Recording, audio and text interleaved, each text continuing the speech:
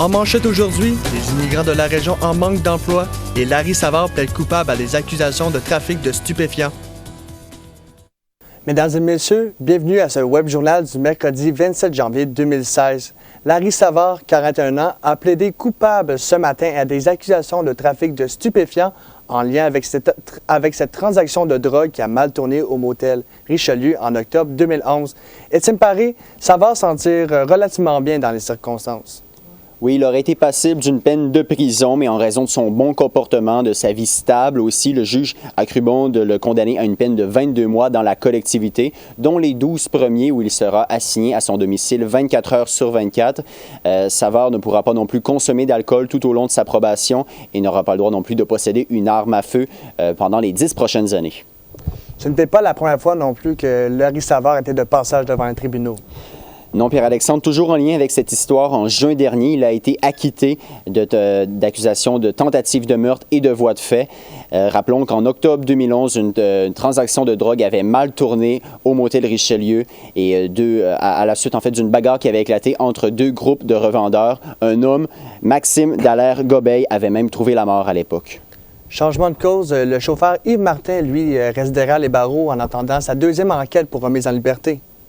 Oui, les 3 juges de la Cour d'appel ont rejeté à l'unanimité la demande des avocats d'Yves Martin qui voulaient le remettre en liberté d'ici son procès. Yves Martin devra donc rester derrière les barreaux jusqu'à sa deuxième enquête pour remise en liberté.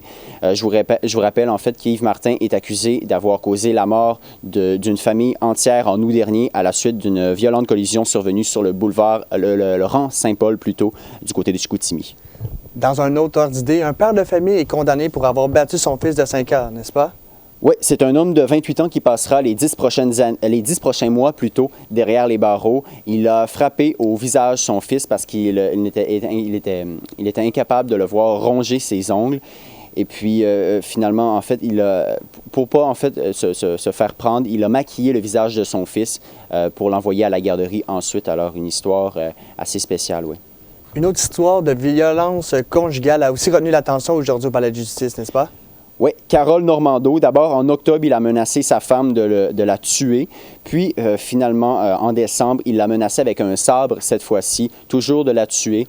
Finalement, M. Normando a plaidé coupable ce matin au palais de justice aux accusations. Il a en fait blâmé l'alcool, les effets de l'alcool. Le juge l'a condamné à 80 heures de travaux communautaires. Mais ce qui est particulier dans cette histoire, c'est que le sabre en question n'a pas été confisqué puisqu'il s'agissait d'un objet de valeur pour M. Normando. Une ancienne locataire du 21 rue Price à Chicoutimi reprend le chemin de la prison. Oui, Anouk Dominique a été expulsée du célèbre immeuble de Chicoutimi. En fait, elle a été surprise, puis elle est revenue sur place. Le propriétaire avait déjà eu le temps de changer la serrure de son ancienne chambre, donc elle a défoncé une porte. À partir de ce moment-là, Mme Dominique n'avait plus le droit de se présenter au 21 Price, mais le 17, 18 et 19 janvier dernier, elle y est encore retournée. Chaque fois, elle a été arrêtée par la police. Le 19, finalement, elle a été menottée, puis amenée au poste de police. C'est là qu'elle s'est sauvée, mais alors qu'elle était menottée au poignet, alors la police l'a reprise, bien sûr, peu de temps après. Madame Dominique, qui n'en était pas à ses premiers ennuis avec la justice, écope de 5 mois de prison. Parfait. Merci beaucoup, Étienne. Ça fait plaisir, Pierre-Alexandre. La saison du patineur de vitesse courte piste Samuel Girard va bon train. L'athlète natif d'Allemagne est en entraînement à l'aréna Maurice Richard à Montréal en vue des prochaines compétitions de Coupe du Monde. J'ai eu la chance de m'entraîner avec lui un peu plus tôt aujourd'hui. Donc, Samuel Girard, bonjour. Bonjour. Vous êtes présentement en préparation pour les compétitions de Coupe du Monde, une présentée en Allemagne le 5, 6 et 7 février prochain. Ainsi, comment va votre préparation jusqu'à présent? La préparation, ça va super bien. On a défini les sélections. On est en préparation justement pour la prochaine Coupe du Monde à Dresden. Ça va super bien, les entraînements vont bien. L'équipe semble prête pour partir. On part samedi pour aller s'entraîner à Dresden juste avant la compétition. Donc, l'équipe semble prête. Puis comment vous trouvez le fait de patiner autour du monde dans des compétitions internationales? Compétition partout dans le monde, c'est le fun de pouvoir représenter son pays, de découvrir aussi d'autres cultures, d'autres pays qu'on n'aurait peut-être pas la chance de voir si j'étais pas dans ce sport-là. C'est super fun aussi de connaître d'autres personnes des autres pays, d'autres patineurs. Ça apporte plus de richesse que j'aurais peut-être pas si j'avais pas patiné. Puis justement, vous en parlez de l'équipe, mais comment est l'ambiance entourant l'équipe canadienne de patinage de vitesse courte piste? L'équipe, on a vraiment une super belle équipe, autant de vétérans comme de jeunes. Donc, nous, les jeunes, quand on est arrivés, on a amené un vent de jeunesse un peu pour les plus vieux qui eux, des fois, mettons, des relâchements, que ce soit, nous, on arrive, on est motivés à pouvoir performer. Donc, ça fait une belle équipe, ça fait une belle ambiance. Tout le monde s'en va super bien, donc c'est pour ça que cette année, on a eu des bons résultats. Tout le monde s'entraide bien, puis on développe une belle équipe.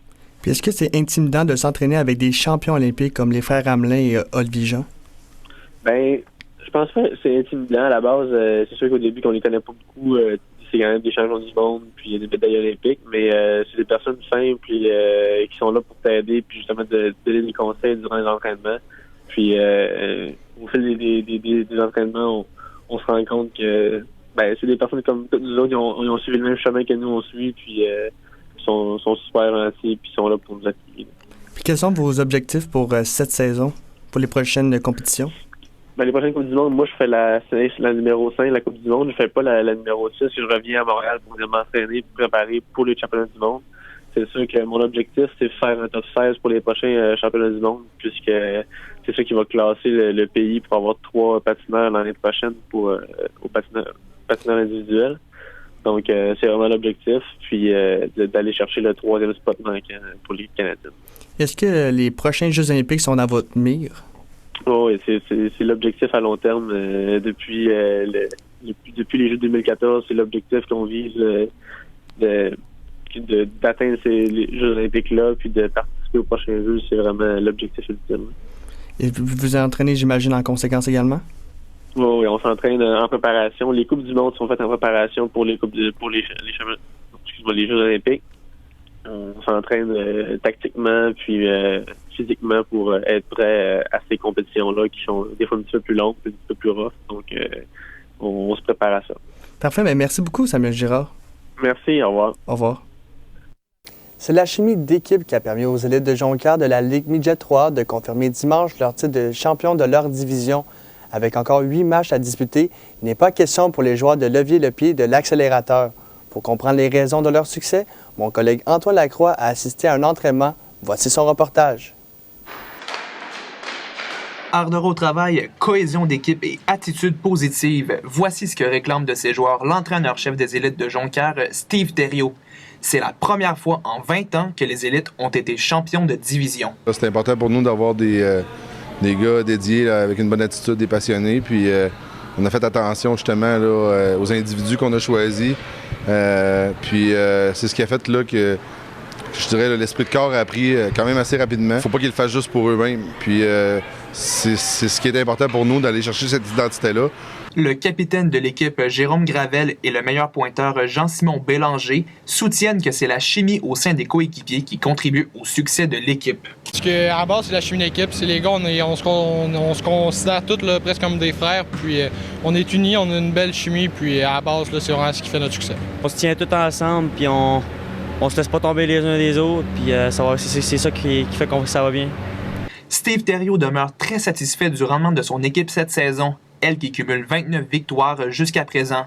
Ses yeux sont toutefois rivés sur les séries éliminatoires qui débutent à la fin du mois de février. Puis après ça, ce qui était vraiment important pour nous, c'est vraiment les séries éliminatoires, là, de pouvoir être champion au niveau des séries dans la Ligue, puis d'aller vivre une expérience là, de coupe de championnat canadien là, dans le midget. Les élites de Jonquière reprendront l'action samedi contre les Lions du Lac-Saint-Louis et dimanche contre les riverains du collège Charles Lemoine.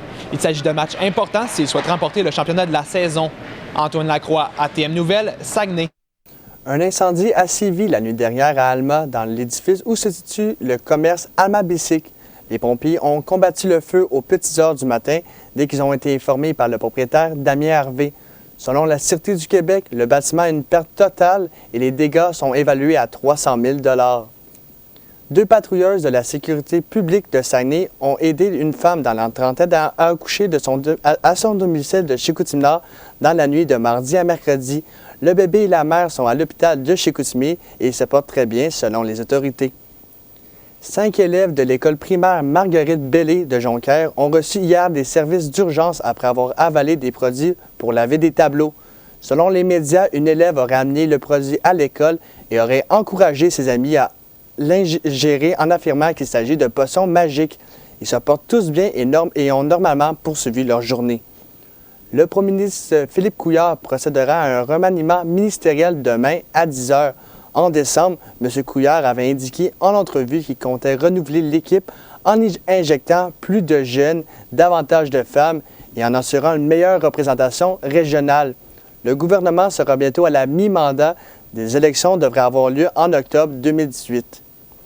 Les amateurs de pêche ont procédé aujourd'hui à l'installation de leur cabane sur la baie des AA. La ville attendait que la glace ait atteint 12 pouces d'épaisseur avant d'en autoriser l'embarquement. Un reportage de Xavier Demers. Le village de Grande-Baie, situé à la baie, ouvre enfin ses portes aux cabanes à pêche blanche. L'embarquement des cabanes a été retardé, entre autres, en raison du temps doux de la fin 2015. Si les pêcheurs ont dû attendre plus qu'à l'habitude, ils sont tout de même contents de pouvoir profiter de ce qui reste de la saison de pêche sur la glace. Je suis content, surtout pour ceux qui travaillent encore. Moi, je suis pas pire, je suis en retraite. Mais il y en a qui travaillent, puis les autres, ils vont pouvoir en profiter seulement que la fin de semaine. Ça fait qu'il leur reste 4 fins de semaine. Le village offre 2 types de pêche différentes, celle aux poissons de fond et celle moins profonde. Moi, où ce que je suis à l'heure actuelle, c'est qu'on a entre 300 et 400 pieds d'eau. Ça fait qu'on est aux poissons de fond, nous autres.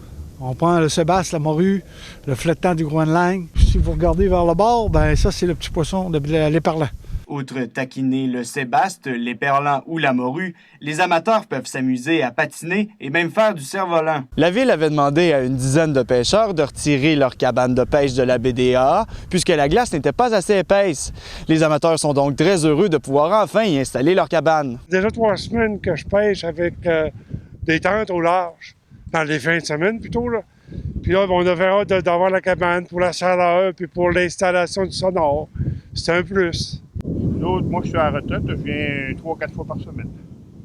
D'autres amateurs de pêche blanche doivent toutefois prendre leur mal en patience. Des 9 villages situés au Saguenay-Lac-Saint-Jean, ceux de L'Anse-à-Benjamin, de Sainte-Rose-du-Nord et les 2 à Lac-Kenogami, n'ont toujours pas autorisé l'embarcation de cabanes. Xavier Demers, ATM Nouvelles, Saguenay. Le manque d'emploi dans la région pour les immigrants serait la raison pour laquelle ils quittent le Saguenay-Lac-Saint-Jean. C'est ce constat qu'a livré ce matin le titulaire de la chaire d'enseignement et de recherche interethnique et interculturelle de l'Université du Québec à Chicoutimi, Kadiya Toula Fall, devant les membres du cercle de presse. Michael Demers raconte. Nous vivons un monde troublé, un monde de tension, un monde marqué par le terrorisme et ça a une incidence sur le regard qu'on a de l'immigration. L'immigration fait parler alors que celle-ci défraie les manchettes avec les réfugiés syriens qu'a commencé à accueillir le Canada. Selon ce chercheur de l'UQAC, le Saguenay a tout en main pour les accueillir. L'enjeu est toutefois de les faire rester dans la région. Toutes les conditions sont là pour le travail, pour l'installation, excepté le travail. Il croit également que la région n'a pas su répondre à la demande des immigrants. Une migration porteuse pour la région. Parce que ce qui se passe jusqu'à présent, la région n'a pas eu une cohérence, une force de proposition face à l'immigration. Et avec le mois de l'histoire des Noirs qui débute en février, plusieurs activités seront organisées, dont la Journée Buzz. Une journée qu'on appelle la Journée Buzz. C'est une journée virale où on souhaiterait que toutes les entreprises régionales accueillent ce jour-là un membre des minorités visibles. Alors, on souhaiterait que dans un restaurant, par exemple, chez Georges Steakhouse, ou ici à Chicoutimi, qu'à l'accueil, les gens voient un membre des minorités visibles. Quoi qu'il en soit, M. Fall dresse un bilan sommairement positif de l'immigration au Saguenay-Lac-Saint-Jean. Cela dit, toujours selon lui, beaucoup de travail reste à faire. Michael Demers, ATM Nouvelles, Saguenay.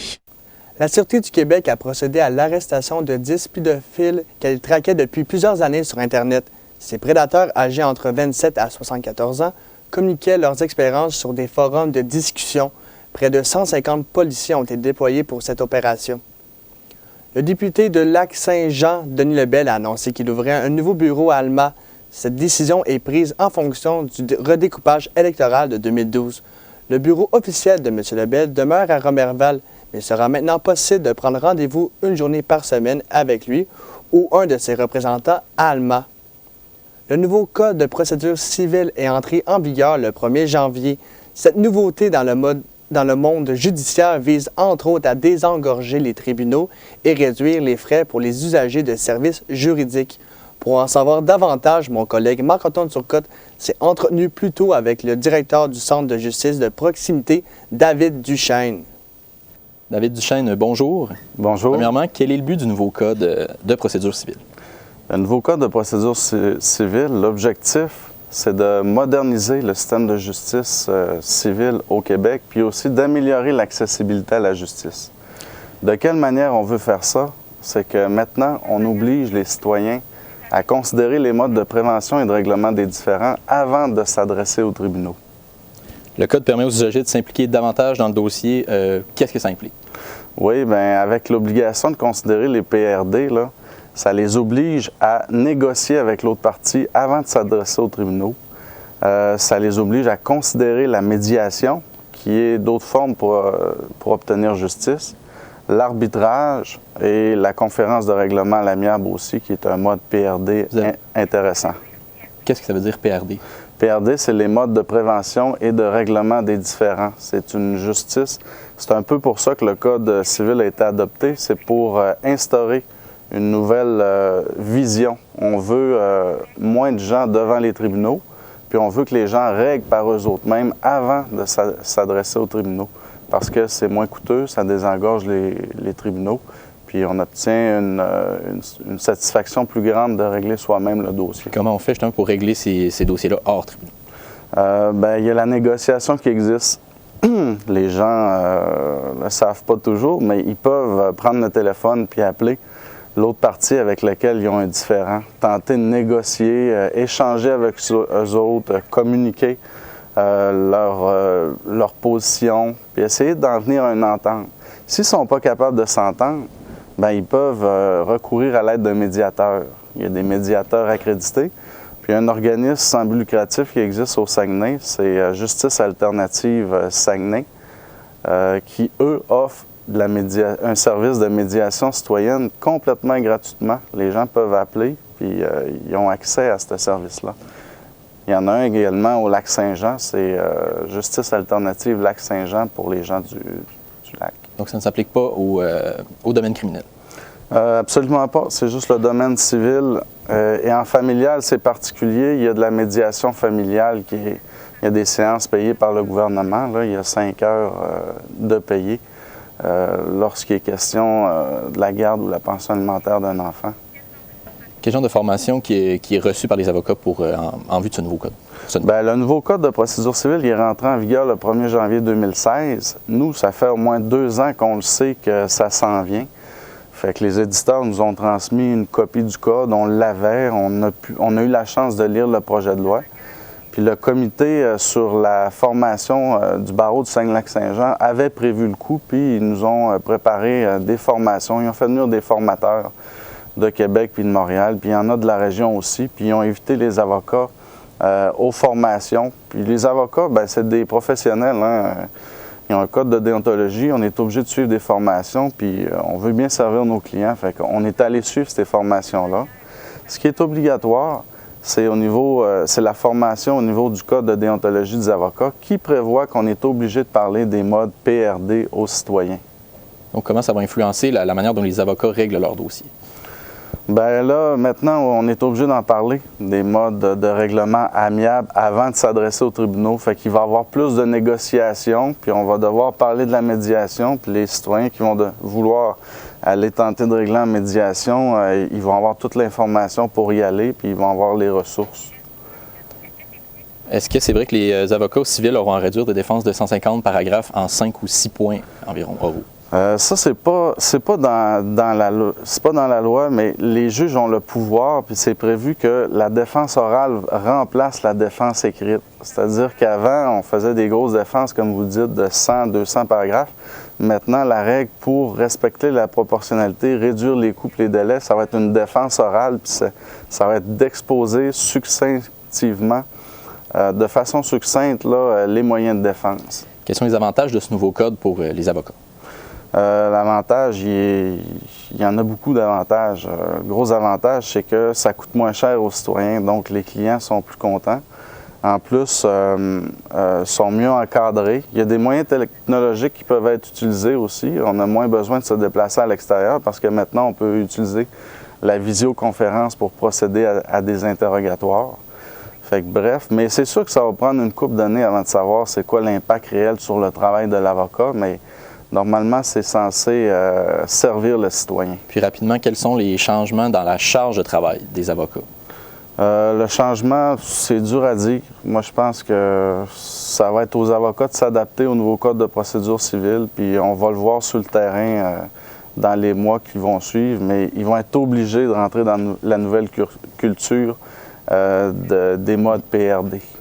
J'étais avec le directeur du Centre de justice de proximité du Saguenay-Lac-Saint-Jean, David Duchesne. David Duchesne, merci. Merci, ça fait plaisir. Des traitements adaptés aux personnes souffrant du cancer ou de détresse mentale seront offerts prochainement au Spa Baie-sur-Mer de Saguenay et Alma. La directrice générale et copropriétaire Nadia Gagnon a à cœur des causes et ces gens qui en souffrent. Louis-Philippe Sanson a profité de la journée Belle cause pour la cause qui lutte contre la stigmatisation des maladies mentales pour la rencontrer. La massothérapie est d'abord une relaxation physique, mais son aspect psychologique est parfois négligé. Le Baie-sur-Mer Spa offrira de nouveaux services en ce sens, explique Nadia Gagnon. Au départ, le massage va travailler sur le stress, l'anxiété, procure un bien-être général physique, mais aussi psychologique. Madame Gagnon insiste beaucoup sur cet aspect psychologique de ses services. Ainsi, les patients auront un service plus complet et personnalisé à leurs conditions. L'aspect psychologique aussi, sans être des psychologues, on va travailler beaucoup au niveau de l'écoute. Il va y avoir beaucoup de relations d'aide aussi. Cette nouvelle technique ont été développées depuis plusieurs années par l'Académie de massage scientifique de Drummondville. Ils offrent même la formation nécessaire aux massothérapeutes. Donc, on a la possibilité qu'ils se déplacent ici à Saguenay pour venir offrir la formation. On a de la formation en ligne, on a de la formation pratique, évidemment. Donc, ça peut englober peut-être une centaine d'heures en tout et partout. Les événements contre la stigmatisation de la maladie mentale, comme le Belle cause d'aujourd'hui, sont des événements qui tiennent à cœur à Mme Gagnon et le Baie-sur-Mer Spa. Mais on voit de plus en plus le besoin criant des gens qui sont souffrants. On est un spa, on est un espace de relaxation. Donc, sur les fiches clientes, je vous dirais que 80% des personnes ont eu ou ont une maladie. D'ici 2020, on prévoit avoir 20% des personnes qui vont tomber en maladie reliées au stress. Ces nouveaux services de massothérapie seront offerts dès le printemps 2016. Louis-Philippe Sanson, ATM Nouvelles, Saguenay. L'organisatrice de Cégep en spectacle, Roxane Bernier, est enthousiaste avec le spectacle qui sera offert au public le 4 février, en prévision de la finale locale de Cégep en spectacle qui prendra place au Cégep de Jonquière. Mon collègue Carl-Éric Tremblay s'est entretenu avec l'organisatrice de l'événement. Donc, bonjour Roxane. Bonjour. Premièrement, est-ce que l'édition 2016 comporte des nouveautés? En fait, la nouveauté cette année, c'est que les juges vont être de l'extérieur. Donc, on faisait appel à des gens du cégep, mais maintenant, on va faire appel à des gens expérimentés de l'extérieur. Par la suite, il n'y a pas vraiment de nouveauté, ça reste quand même la même formule. Et pourquoi est-ce que vous avez choisi de prendre des gens de l'extérieur pour faire les juges? Bon, on trouvait que c'était plus objectif. Puis, en même temps, ça apporte une expertise un peu plus grande pour le jugement. Puis, les commentaires par la suite, ça l'apporte beaucoup aux participants. Alors, on est allé vers ça. Et à quoi peut-on s'attendre pour le spectacle de Cégep en spectacle? Sincèrement, j'ai vu les répétitions. Moi, je pense que ça va être une des meilleures éditions. Les gens sont vraiment bons. On a vraiment beaucoup d'originalité, de la nouveauté. Alors, c'est à ça qu'on va s'attendre pour Cégep en spectacle. Là. Tout frais, tout nouveau, là, des gens prêts à faire un bon show. Et est-ce que vous avez un spectacle prévu en deuxième partie? Oui, Simon Gouache va être en deuxième partie. Humoriste de la relève. Là, on a décidé de l'inviter à venir faire notre deuxième partie. Puis, on espère que ça va plaire aux gens aussi. Je ne sais pas si les gens le connaissent. On va espérer que oui. C'est qui, justement, Simon Gouache? Simon Gouache, c'est un humoriste de la relève qui a fait dernièrement Juste pour rire, le gala Juste pour rire, avec Anaïs Favron puis Maxime j'ai un blanc du nom. C'est ça. Puis il a fait aussi la première partie de Louis-José Hood, de Les Heures verticales. Alors, il commence là dans sa carrière. On commence à le connaître. Il y a eu une vidéo de lui qui a été connue sur Internet. Alors, c'est ça. Pour Simon Gouache, c'est ça. Revenons à Cégep en spectacle. Oui. Dans quelle catégorie les talents peuvent-ils se produire? En fait, on a le chant, la musique, dont les bands, la danse, l'art oratoire, l'humour. L'humour, on n'en a pas cette année, mais oui, ça joue là-dedans. Et comment les juges choisissent les gagnants lors de la soirée? En fait, ils sont jugés sur l'originalité, le talent et la présence sur scène. Et qu'est-ce que les gagnants reçoivent? En fait, c'est des montants en argent. Alors, première place, 300 $, deuxième place, 200 $, puis troisième place, 100 $. Oui, c'est ça. Puis la première place va aller à la finale régionale là, qui est à Sept-Îles cette année. Et est-ce qu'il y a une partie hors concours avec des gens qui peuvent se produire devant le public? Non. Une partie hors concours. Mais des gens qui font peut-être des numéros en dehors du concours qui ne seront pas jugés par les... Non, ils sont tous jugés cette année. Parfait. Et ça vous a pris combien de temps préparer un spectacle comme ça? En fait, moi, j'ai commencé l'année dernière, à la fin de l'édition de l'année dernière, à chercher un artiste là, pour la deuxième partie. Commencer à regarder un peu. Mais on a vraiment enclenché l'organisation au début de l'année, là, en août, septembre. Et quel est le plus gros défi quand on organise un événement de cette envergure-là? Je pense que c'est faire de la promotion. La promotion de son événement, c'est de gérer les gens qui font le spectacle. C'est pas évident pour eux non plus, là, le stress. Ils veulent performer, avoir un bon numéro. Alors ça, c'est vraiment du coaching, c'est de les apporter vers quelque chose de nouveau, les faire améliorer. Alors c'est vraiment ça qui est difficile à gérer. Mais à part de ça, tout est beau. Avoir un artiste aussi, c'est quand même compliqué. Donc, on a réussi à relever ces défis-là. Et du côté des bénévoles, est-ce que vous avez de la difficulté à trouver des gens? Non, pas du tout. En fait, les gens sont veulent vraiment participer au projet. Et quand va avoir lieu l'activité? En fait, c'est le 4 février, à la salle François-Bossard, à 19h. Donc, ça s'en vient très bientôt. C'est dans une semaine. Roxane, pouvez-vous nous rappeler où on peut acheter des billets pour l'événement? À l'encrier étudiant. 6 $ pour les étudiants qui viennent un peu n'importe où, dans n'importe quel cégep secondaire, quoi que ce soit, c'est étudiant 6 $, 9 $ non étudiants. Donc, merci beaucoup, Roxane. Bien, merci à toi. À la municipalité de Chambord, le maire Gérard Savard se réjouit du projet de 100 millions de dollars pour une usine de transformation de biocarbone actif qui pourrait se concrétiser sur le territoire. L'usine, qui pourrait créer 180 emplois, doit toutefois avoir un volume de 400 000 mètres cubes, alors qu'elle s'est vue accorder que 180 000. On va demander à M. Lessard de corriger, de réglementer, de s'assurer que ces gens-là aient le confort nécessaire au plan financier pour pouvoir avancer dans le projet.